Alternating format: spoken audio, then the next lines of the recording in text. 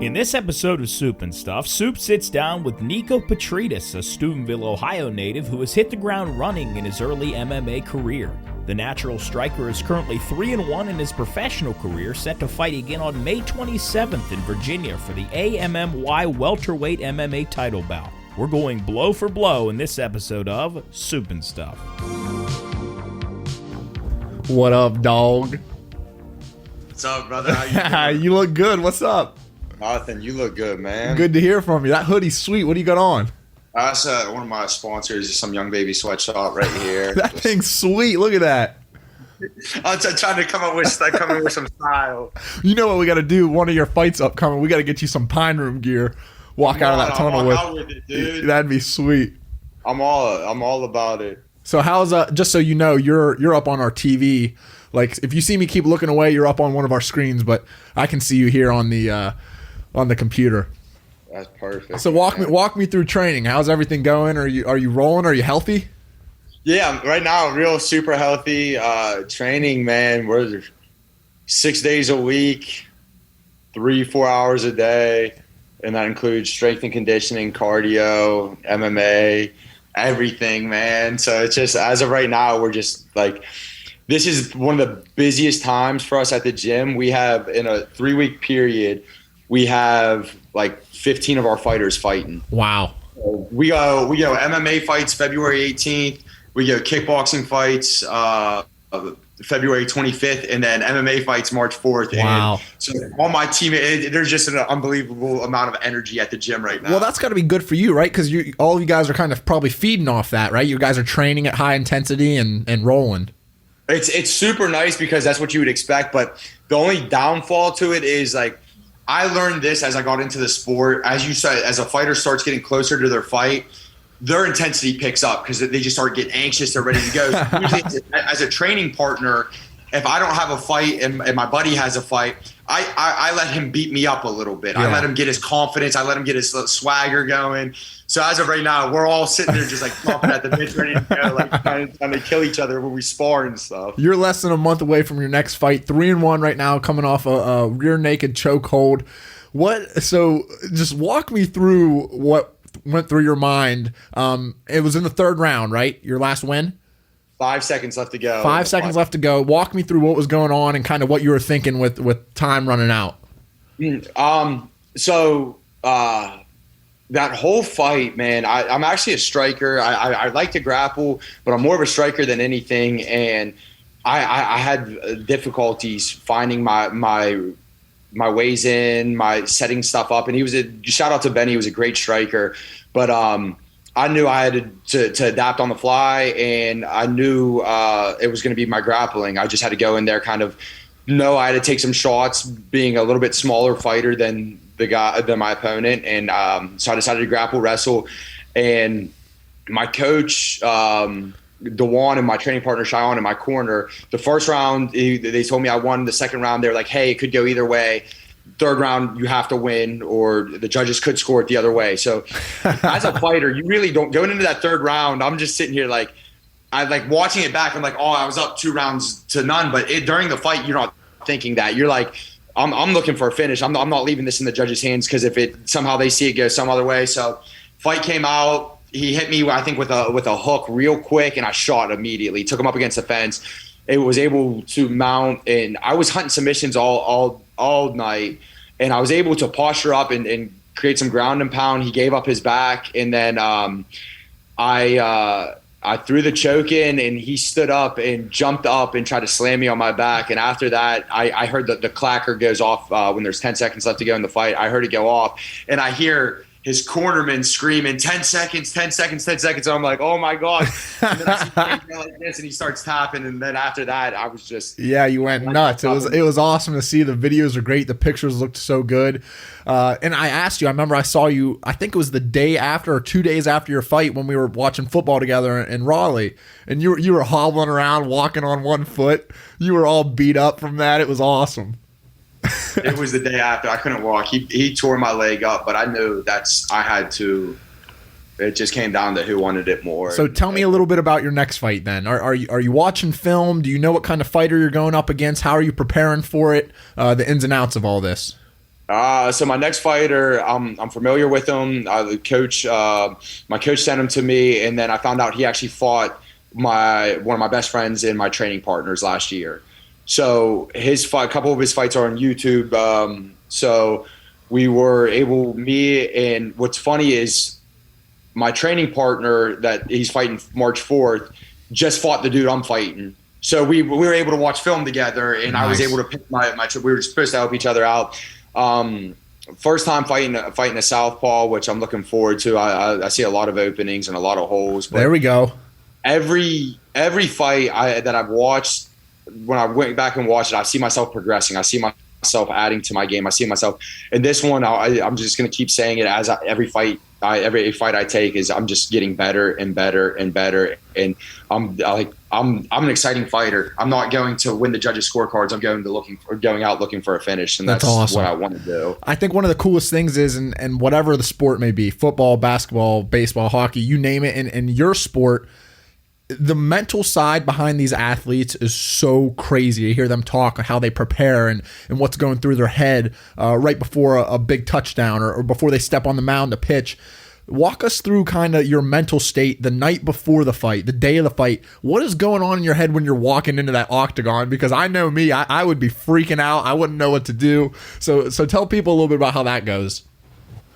So day before, I love all of it. I love competition. I was fortunate enough to be blessed to play football and baseball in college.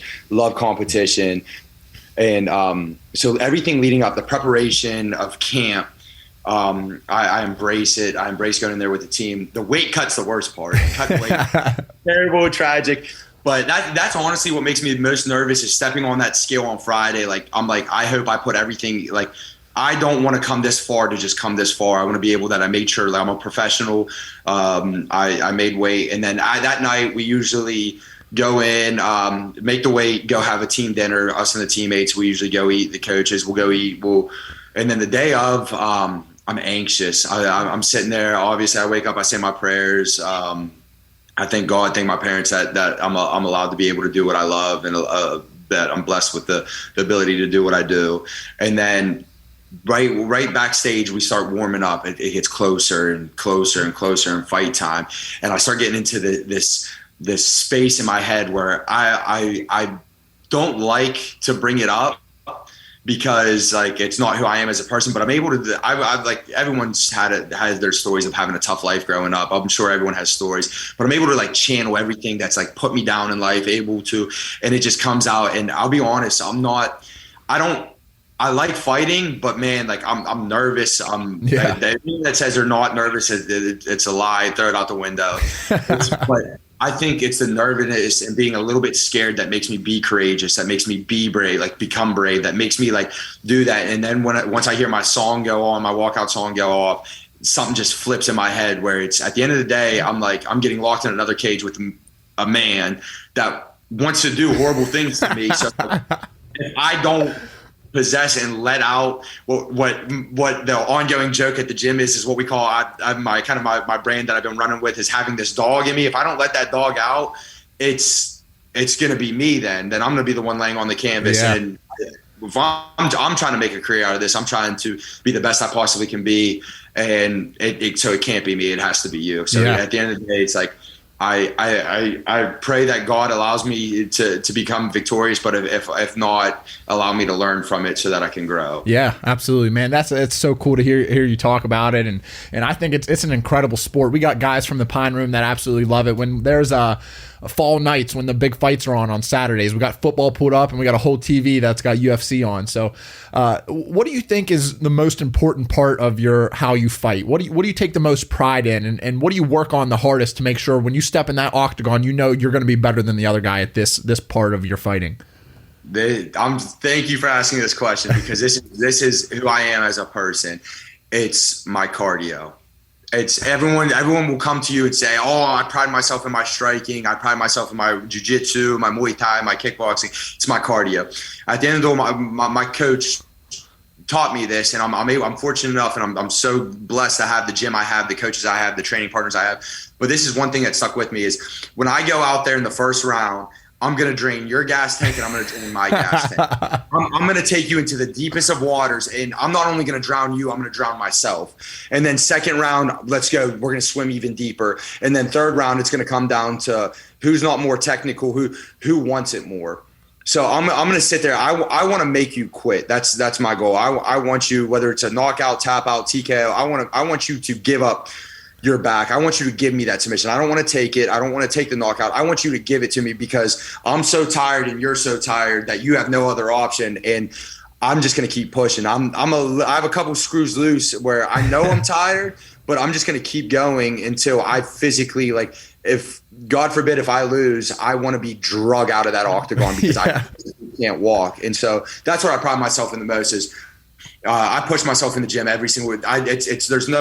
There's some 50% stuff I do obviously to get technical, but when we're sparring and everything, I want to drain my gas tank and I want to drain your gas tank, and let's just come down to who has more heart and who wants it more, who worked harder, me or you. That's awesome. So February 18th in Greenville, are you more excited to kind of keep this win streak alive, or are you more excited just to go out there and do what you love right now? Because you're rolling, your brand's starting to grow. You're on 3 wins in a row, and obviously with this sport, wins and losses come, and you got to get right back up and keep fighting. What are you most excited for this next fight? I'm most excited to fight. I will. This will be my 5th fight in under a year. I took my first fight February 19th of 2022. And this will be my 5th, February 18th. And it's an ongoing joke at the gym. My coaches know it. I'd fight every weekend if I could. I just love it. I embrace it. I would do it. But the funny thing now is, like, my coach after this fight, he's like, you're not taking a fight for another month and a half. We're not signing contracts. We're not doing anything. You're going to come to the gym, have fun, sharpen your tools, grow your knowledge, in your jiu-jitsu, your wrestling, all that. So I'm very thankful and blessed that I have the best coaches in the game that look out for me and truly do what's best for me. So, but that's the thing. I just want to fight. That's awesome. Whether it's I just want to fight. How close do you guys get to actual games? Like they talk about game speed in football, right? Like they'll throw the full pads on and they'll go out there and they get to 80 or 90% of game speed, but it's really never like that until you're in the game. How close do you get to the actual thing when you're in practice and you're in the gym? So we have most of the times, like the way, obviously I have my set schedule. I know what I'm getting into every day. Like I have my jiu-jitsu days, I have my wrestling days, my kickboxing, my sparring days, and we go live, and we do. And I want to say we probably go. There's times where we've turned it up to 100. At the end of the day, I'm fortunate enough that we have 4 170ers, 4 welterweights at the gym, so it's great, awesome work for me. But there's times I get hit in my face. I don't like getting hit in my face. So if you hit me in my face, I'm going to hit you in your face. But like I said, my coach, Cody Malta and Neil Ritchie and all of them, they do a fantastic job at, like, hey, tone it back, guys. But there's times where we're there to for an hour and a half to swing and bang. Like tomorrow we got sparring. And like I'm looking forward to walking in there. Like I feel like there's tension, ongoing jokes. Like I'm talking to my boys, like, hey, I'm gonna try to take you down 5 times in a round. Yeah. And hold you down. So, but it's all to help us grow. We're no one's there to be better than the other one. We're all there to pick each other up at the end of the day, bro. But take yourself out of the equation. Who's the baddest dude in your gym right now? Like, if you're out in public and you walk, you meet a dude in the alley and you know that you're going to have an absolute brawl to get out of there. Who's that dude that you do not want to see if you got to walk into an alley? Oh, you're putting me on the spot, Soup. I would have to say, I'll be honest, my head coach, Coach Cody, he's an absolute, like, dog. And the thing about him is, like, he's not the biggest guy in the room. Like, you look at him, he looks just like your average dude, and he just mauls people. I'm talking about when I step in the cage with him, I'm almost 6'3", and it feels like he's 6'10", 220 pounds in there. Wow. So But I would have to say, if I'm in a brawl in the back alley, I'm taking probably my buddy with the nickname Sasquatch, and I'll let you put two together. Squatchy's no joke. He's a big dude, 6'6", 280. And he's a bad man, jam. I want to talk a little bit about your brand real quick before I let you go, because you see the best UFC fighters in the world, and they're electric. You can't wait to turn the TV on or buy the pay-per-view, and you can't wait to see the highlights, because they're always doing something that makes your jaw drop. And that's what our best athletes do in this world, whatever sport they may play. You can't wait to watch them. So what are you really focusing on right now in your career to make sure people know, like, hey, I want to watch Niko next fight?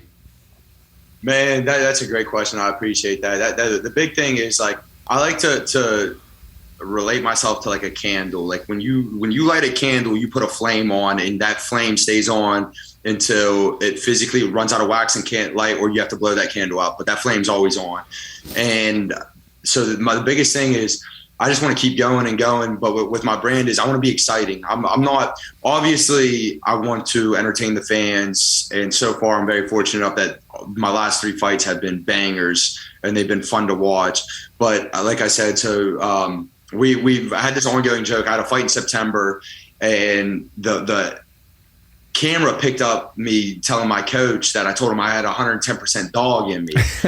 And you being from the Valley and the Ohio Valley, and a lot of people can relate to this, I think that that's such a true thing. I mean, you hear athletes talk about it, but like, that's what I do is I'm a dog. I just keep going. And I want to show people that I'm going to get better every fight. I'm going to sit there and I don't want to plateau. The goal is to make it big time, and everyone's going to say it, hold the belt, be a world champion. That's the goal. That's a big goal. But these goals that I'm setting right now, I just want to go out there and be the best fighter that I possibly can be on that night when I need to be. Absolutely. My coach told me something that I take very deep with me is, we train that when we fight, that only the elite of the elite fighters are able to beat us on an off night. We want to be so good that even on our off nights that we're beating these good fighters. Yeah, so that's the biggest thing is I just want to go out there and show them that this kid from little old Steubenville in the Ohio Valley can get out there, make it, and that I'm kind of a physical representation of how people are back home. Like, nothing was kind of given to us. We all know, like, you got to work to go get what you want. Yeah. I can sit around and watch people at the gym. That's not going to make me better. I got to go put in the work. Yeah. And that's my biggest thing. Absolutely. What are you walking out to right now? I always think that's such a cool part of the UFC and MMA when I see dudes walk out. What's your song that you're picking on February 18th? Man, I'm such a music connoisseur that it kills me, because the last 3 fights I've walked out to the same song. So I'm like, I got to walk out to it again because I'm superstitious. But I've been walking out to, what have I been walking out to? Oh my gosh. Hold on. I'll tell you right now. Oh, shoot, you put me on the spot and I'm blanking. You're good. This is not good. It's not Beyonce? No, not Beyonce, but I'm that fun person, like, relax. Like, I would walk out to like a girls just want to have fun type song. Yeah. I've been walking out to, the artist is Grandson, and the song's called Bury Me Face Down. And in the song, it's just kind of basically like, if you're going to kill me, you got to bury me face down, because my butt's up and you can kiss it, because I'm doing this for me and no one else. You guys, the way you train and they talk about the best athletes in the world, I think you guys are incredible. What you guys got to put your body through, and how you got to take care of your body before the fight and then afterwards. And I think people realize that it's a lot different than our 3 or 4 major sports in America right now. Our football, basketball, baseball, hockey. You guys, what you have to do to your body, and you're getting beat up weekly, right? So our best athletes in the world that we watch on TV, they get days to rest and off days, and you guys don't. You're not getting off days right now. You have to beat yourself up to be able to go in the octagon and then get yourself beat up even more to be able to finish the fight. So what you guys are going through, and it's incredible. I wanted to leave you with this question. And I know you respect our Marines, and you're the type of guy to come from and you'll shake their hand and thank them for their service. We fight, me and our buddies, about this question. is the best UFC fighter in the world taking down our best Marine fighter, or is the best Marine fighter taking down our best UFC fighter? I think, there's a reason why I was fortunate enough that one of my opponents was in the service, and so I think the best UFC fighter is taking down one of our best. See, that's where I'm on the opposite side from you. I think those Marine guys, the way they train, I would love to see it. I'd like to see our best Marine guy in the octagon with our best UFC dude in America, just because I think they're both freak athletes. Like the way they both train, and the Marine dudes are just, the videos I see of them are incredible. So I would love to see that, just to see how that would happen in the octagon. I think you're 100% right. Like I said, nothing but utter respect and most respect to the people that are in the service. But this is how I think about it. They do not focus their entire day on combat sports one-on-one. Like obviously they're focused on what their mission is, how they're to keep their platoon safe, what they're going on. So they're not in the gym for the amount of hours as our most elite MMA fighter, where that's their job. Obviously, as a Marine, a serviceman, anything, they have multiple jobs that they're doing in the service. These guys that are going into MMA, they're focusing on one thing, and it's hand-to-hand combat, and it's jiu-jitsu, and it's wrestling. So that's your take. Don't get me wrong. There's some dudes out there that are mentally like, I believe that we can hang with these dudes, but in my opinion I just don't think they put in the amount of time in hand-to-hand combat, the actual martial arts, as these dudes in the UFC. Yeah. What's one last thing you want to lead everyone that's watched you and help you prepare with? What's one last thing you want to tell them, maybe as a thank you or something to expect in the near future? Anything you got? I just want to say thank you to all my friends and family that support me. It's in the sport of MMA, it's a very, very lonely sport. I've lost a lot of relationships, and that I kind of trying to find myself. So the ones that stuck by my side and really were there for me when I was at an all-time low, when I lost my first fight, and just kind of stayed with me and followed me and was there to pick me back up when I was down. I want to say thank you to them, my family. None of this could be possible without them. I mean, I talk to my dad and my mom every day. My dad calls me every single day, and the first thing he says when he gets on the phone, he goes, "We fight," and he's excited to see, because he told me, he goes, "If you're going to do this, you're going to do this 110% or not at all." Absolutely. My mom, who has a near panic attack every time she sees me step in the cage.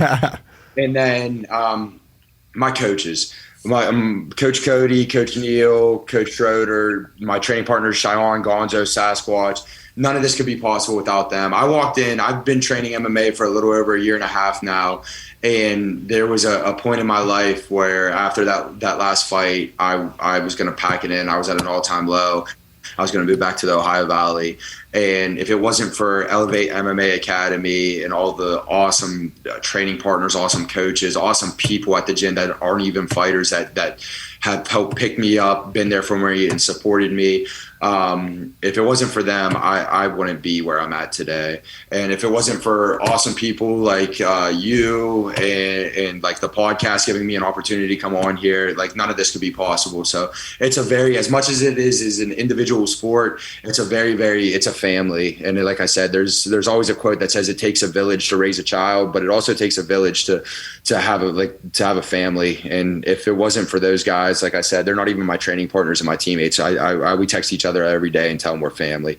Blood doesn't have to make you related. So I'm very fortunate enough to have the people I do in my life. Let's go. You got me ready to run through a wall. You take that. Let's go. You got that. Hey, you take that same passion and belief in each fight and whatever you do after your career's done. Hopefully it goes for 10, 15 more years. You're going to be successful and ready to roll. So, man, thank you for coming on. We appreciate it. We're wishing you the best of luck. We're looking forward to that fight on the 18th, and go get it done. Appreciate it, Niko. Pull out the cameras. Take care, Sue. Yep.